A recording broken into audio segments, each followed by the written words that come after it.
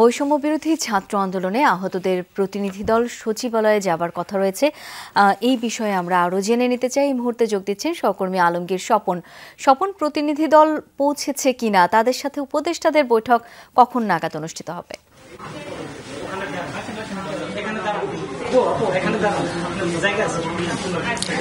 শাওন, যেটি হলো যে জুলাই আন্দোলনে যারা আহত হয়েছেন, গুরুতর আহত হয়েছেন, তাদেরকে তাদের দাবি দেওয়া নিয়ে গতকাল একটি ঘটনা ঘটেছে।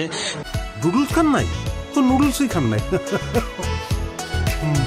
তো সেই ঘটনাকে কেন্দ্র করে আজকে স্বাস্থ্য মন্ত্রণালয়ের বৈঠকটি 2টা থেকে শুরু হওয়ার কথা, তবে এখনো শুরু হয়নি।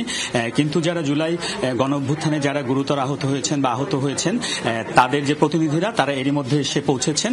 আমরা আমার পাশেই দেখতে পাচ্ছেন যে যারা আহত হয়েছেন তাদের মধ্যে একজন। আপনাদের দাবি কি? আমি এখানে দেখলাম যে আপনাদের 7 দফা দাবি।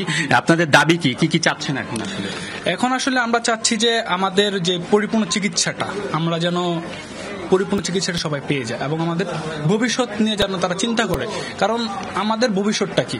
যখন কারো হাত নেই, কারো পা নেই, তারা তো এইভাবে থাকতে পারবে না সারা জীবন। তাদের একটা ফ্যামিলি, তাদের দায়িত্ব আছে। তাদের আসলে ভবিষ্যৎটা কি, আমাদের ভবিষ্যৎটা কি? তো আমরা আজকে যে 7 দফা আছে আমাদের এখানে উল্লেখ দেখতে পাচ্ছেন, আমাদের এখানে উল্লেখ আছে।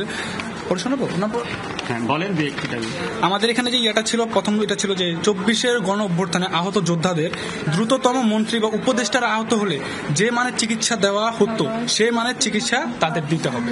তারপর হচ্ছে আপনার আরেকটা হচ্ছে 2024-এর গণ অভ্যুত্থানে শহীদ পরিবার, আহত ও যোদ্ধাদের সম্মাননা কার্ডের মাধ্যমে একটি প্রজন্ম পর্যন্ত মাসিক ভাতা ও পূর্ণ বাসনের ব্যবস্থা করতে হবে।